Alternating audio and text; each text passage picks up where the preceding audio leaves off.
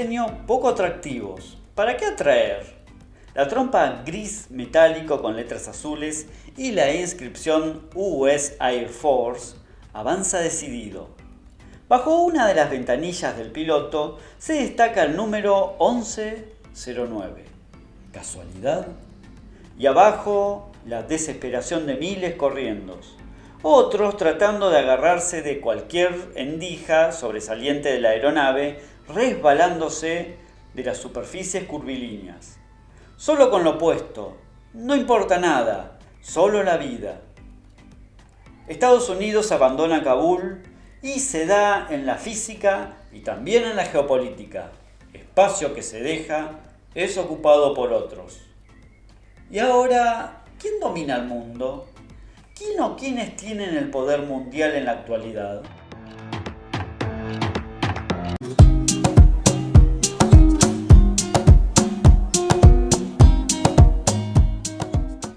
La huida de Estados Unidos de Afganistán parece ser un hito capaz de replantear el orden mundial.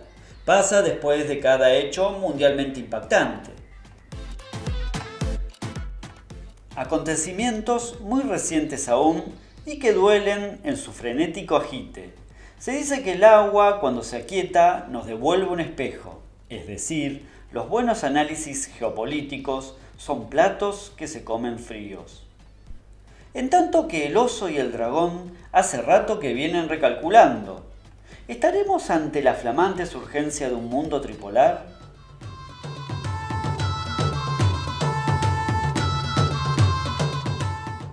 En realidad, ¿qué aspectos hay que tener en cuenta a fin de analizar el poder mundial y la prevalencia de un país u otro en este sentido?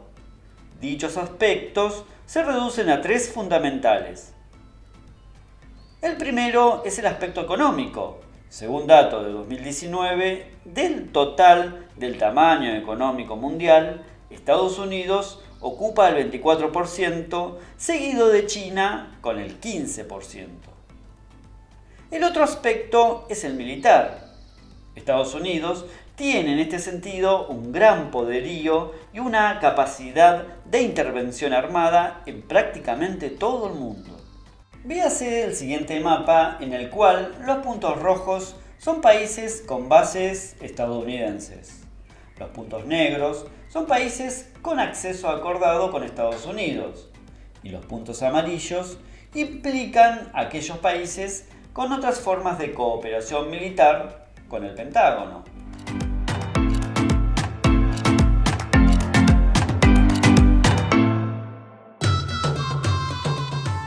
El tercer aspecto tiene que ver con el cultural. Estamos hablando específicamente de la propagación de valores y patrones en este sentido. Estados Unidos tiene un alto grado de penetración cultural en el resto del mundo y utiliza, entre otras herramientas, el cine para tal fin. A pesar de la supremacía estadounidense en estos aspectos, se da desde principios del siglo XXI y en diversos países una serie de cuestionamientos del orden unipolar de este país y sus alianzas con las restantes fuerzas de la tríada. Vamos a hacer un poco de historia. Vemos que antes de la Segunda Guerra Mundial teníamos un orden multipolar, es decir, varios países que detentaban el poder mundial. Estados Unidos, la Unión Soviética, Francia, Reino Unido y Alemania. Tras el sacudón de la finalización de la Segunda Guerra Mundial, se reconfigura el globo a un orden bipolar. Estamos hablando de Estados Unidos y la Unión Soviética ascendidas a superpotencias y estableciendo una gran rivalidad económica, militar, tecnológica y hasta espacial recíproca en el marco de la denominada Guerra Fría. El cimbronazo de la caída del muro de Berlín en 1989 y la declinación del poder soviético producen, entre otros motivos, la unipolaridad del mundo, esto es, Estados Unidos convertido en una hiperpotencia global. Cada hecho con impacto significativo a escala global, como por ejemplo la crisis del 29, las guerras mundiales, la caída del muro de Berlín, el atentado del 11 de septiembre de 2001, la crisis mundial de 2008, la pandemia del COVID y la reconquista de Kabul en 2021 replantean el mapa del poder mundial, acentuando procesos que anteriormente se estaban desarrollando. De esta manera, el orden multipolar puede englobarse en dos grandes grupos: la tríada del poder y países emergentes.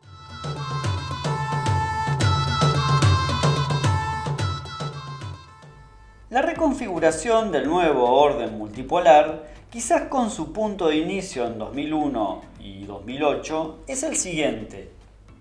Este es el Atlántico Norte, una zona de gran dinamismo comercial, pero desde los años 90 y más entrando en el siglo XXI, la misma va perdiendo protagonismo y desplazada por otra.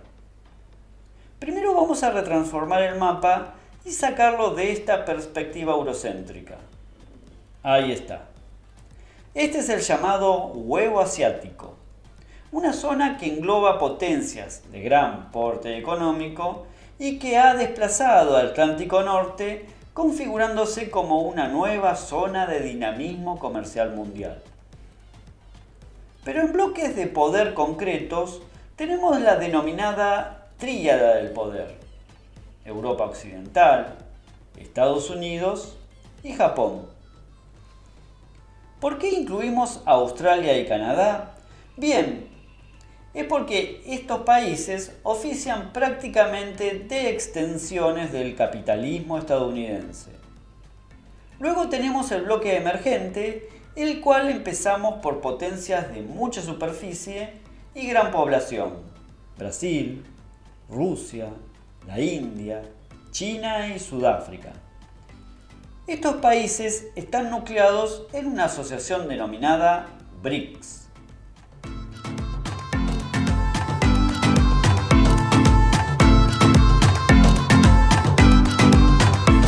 Son los pesos pesados de los países emergentes.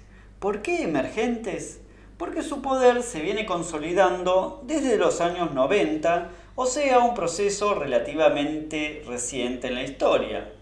Tienen mucha capacidad industrial y recursos, pero también mucha desigualdad social.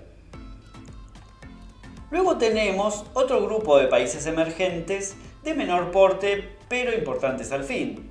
Son potencias emergentes secundarias o también llamados potencias regionales: Argentina, México, Arabia Saudita, Corea del Sur, Indonesia y Turquía.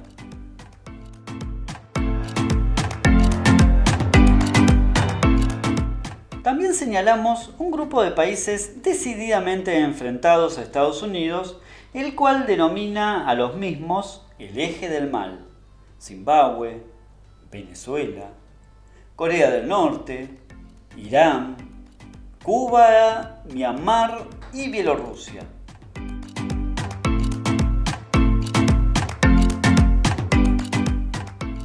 Por último, esta región que estoy delimitando es la zona de los mayores conflictos bélicos mundiales, con guerras de poder, conflictos étnicos, económicos y piratería. Como verás, el poder es dinámico en el tiempo y en el espacio. Al decir multipolaridad, decimos que las distintas potencias tienen una relativa equipotencialidad pareja de poder, pero en el río revuelto de la multipolaridad, tres peces gordos sobresalen del resto. En cuanto al tamaño económico de los países, medidos en PBI, según datos de 2020, Estados Unidos está en un primer lugar, seguido por China en segundo lugar y Rusia, que si bien se encuentra en el puesto 11, pero dentro de las grandes economías. Si hablamos de la supremacía militar, la cosa se pone más clara aún. Según la consultora Global Firepower, que indaga en los países con más ejércitos, personal activo, inversión en esta materia, logística y unidades de combate, y en datos de 2020, el primer puesto corresponde a Estados Unidos, seguido de Rusia, y en tercer lugar, China. La antigua tríada suponía que dos de las que la conforman se alineaban a Estados Unidos. En esta nueva tríada, Estados Unidos tiene que consensuar obligadamente.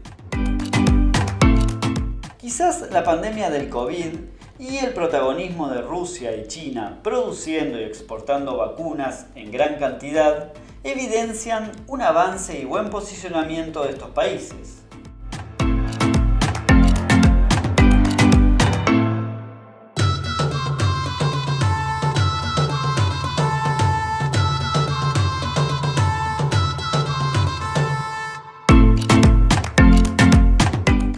Además, el retiro de Estados Unidos de Afganistán implica un retraimiento de sus posiciones geoestratégicas en la zona y el posible avance de China y Rusia.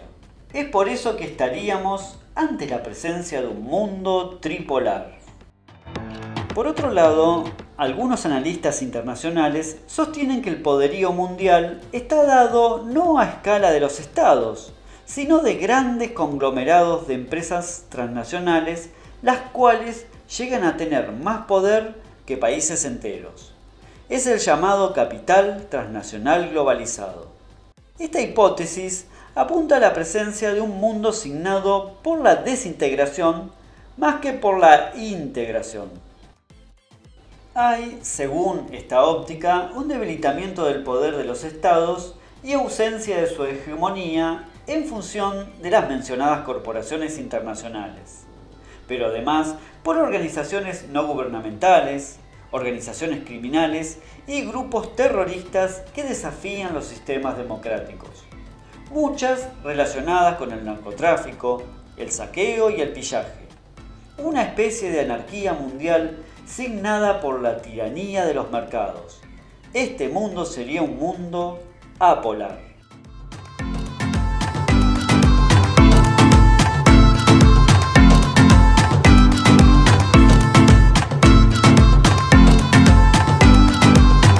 Una nave gris que se va, otras que vendrán del mismo modo altivas, veloces y soberbias.